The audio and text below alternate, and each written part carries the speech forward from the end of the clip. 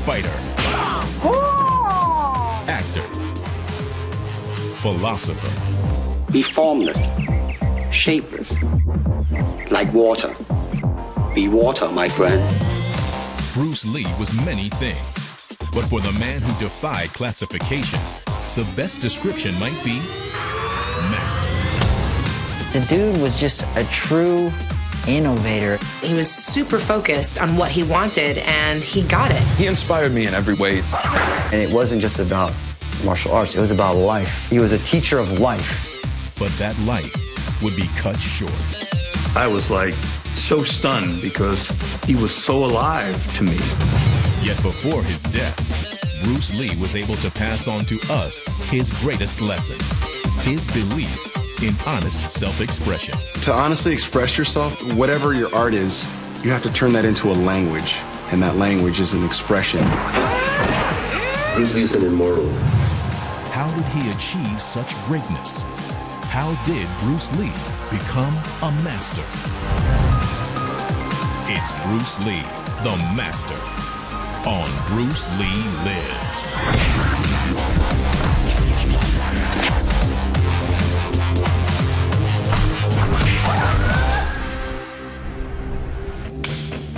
So why was Bruce so important?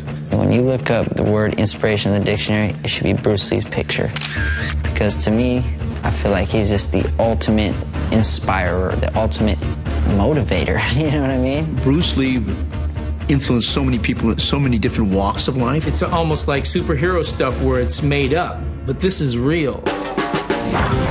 Some of the things that Bruce Lee has said resonates forever. Be water, my friend, my friend. Now, Bruce Lee Lives. In the series that celebrates the life and legacy of the greatest martial artist of all time. On this episode, we take on the Master. To be revered and sought out signifies a certain level of respect and admiration for who you are and what you've contributed. Bruce Lee's teachings, acting, and fighting have had people seeking his wisdom for decades. How about teaching me that? But how did Bruce Lee gain such lofty status? What path did he follow to become a master to so many? In the early 60s, Bruce Lee's life was a whirlwind of activity. There was college, a marriage, the birth of his first child, and instructing martial arts. Around this time, Lee started to create something in the way of a message. He knew he had something important to offer the world and wanted to share it with a larger audience. So Lee went knocking on Hollywood's door. Test X2, take 2. An early screen test shot in 1965 shows the young Bruce Lee, unintimidated, confidence beaming. What is the most powerful of the best forms of Oriental fighting? Well, it's bad to say the best, but in my opinion, I think Kung Fu is pretty good.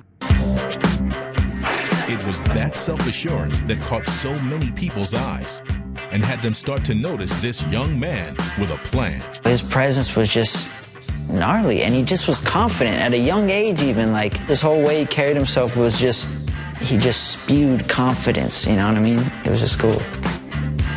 But that confidence wasn't just cool. It was a part of his very essence, a foundation which Lee would be able to build on and use to communicate his message. I mean, he immortalized confidence. You could see it in his eyes, you could see it in his body movements. Everything about him asserts that. He was smart, he was super talented, but he was so present. He was super focused on what he wanted, and he got it. He was like, bring what you are and who you are to the table, and it can and probably will work. By 1967, Bruce Lee had already achieved some fame in the United States with his co-starring role in The Green Hornet. But the show only lasted one season and was canceled. But that didn't deter Bruce.